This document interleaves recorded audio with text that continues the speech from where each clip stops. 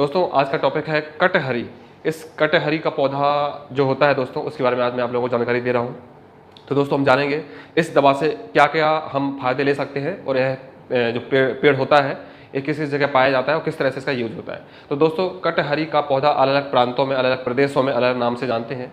कई जगह इसे कंटकारी बोलते हैं, कई जगह इसको कंटहारी बोलते हैं, कई जगह इसको भटकैया बोलते हैं और कई जगह इसको कटेरी बोलते हैं। तो दोस्तों इस वीडियो में मैं आपको इसका वीडियो भी दिखाता हूँ कि यह पौधा किस तरह का होता है, इसका फल और इसके पत्ते पूरी तरह से कटीले होते हैं। और दोस्तों आज मैं अपने खेत पर आया हुआ हूँ, तो इस पेड़ को देखा तो इस पेड़ के बारे में मैंने सोचा आप लोगों को जानकारी दूँ। दोस्तों आज मैं आप लोगों को इस पेड़ के बारे में बता रहा हूँ।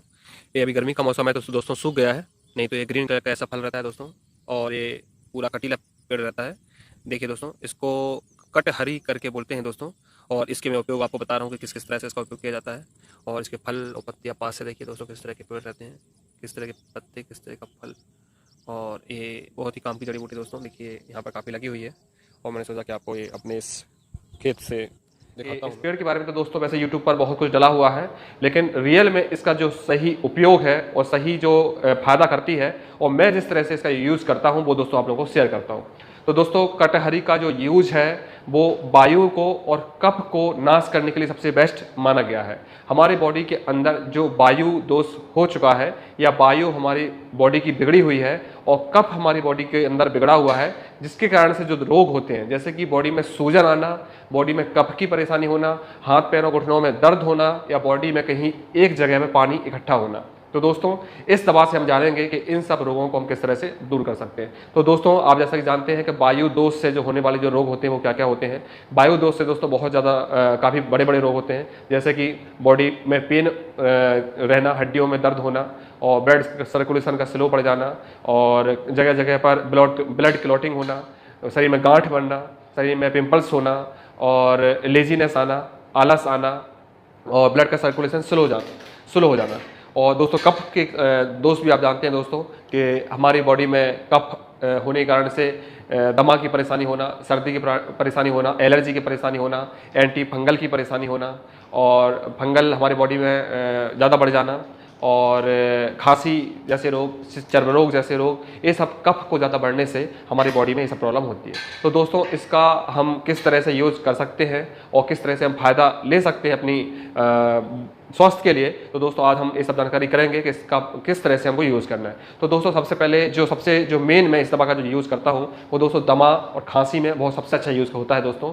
इस कटहरी के पत्तों का और फलों का चूर्ण बना, तो दोस्तों इसको आप लोग पाउडर बना लें, इसको पीस कर इसके कांटे बिल्कुल ख़त्म हो जाए, इसका चूर्ण बना लें और इसका उपयोग गिलोय के साथ या भूमि आंवला के साथ या बासा के साथ या अदरक के पाउडर के साथ यूज़ करके इसका काढ़ा बना के सुबह खाली पेट और शाम को खाली पेट यूज़ करने से कैसा भी खांसी होता हो और कैसा भी दमा की प्रॉब्लम हो वो सारी 100% बिल्कुल ठीक होती है दोस्तों।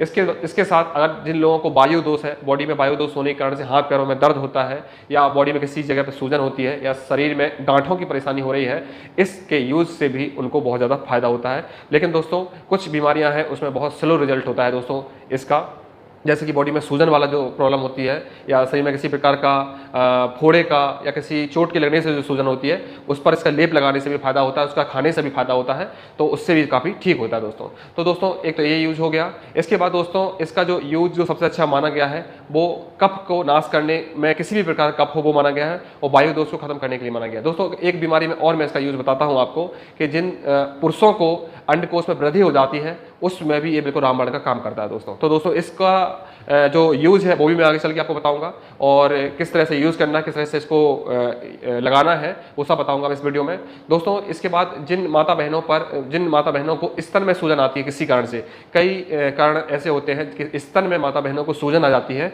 उस सूजन को भी हम ठीक कर सकते हैं।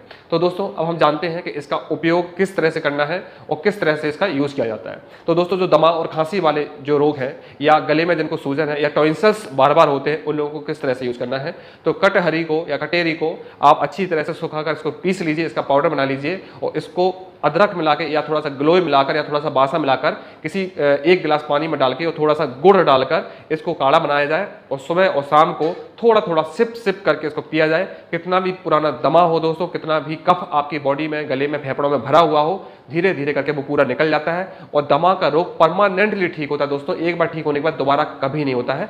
जैसा कि आप जानते हैं कि आयुर्वेद इलाज में परहेज सबसे ज्यादा किया जाता है, अच्छा न्यूट्रिशन जरूरी होता है, अच्छा व्यायाम जरूरी होता है, तभी आयुर्वेदिक दवा अच्छी तरह से काम करती है। तो दोस्तों ये सब दवा का यूज के साथ आप अच्छा व्यायाम, अच्छा योगा और अच्छी डाइट पर भी ध्यान रखें। इस मामले में भी आप मुझसे डायरेक्ट भी बात कर सकते हैं दोस्तों।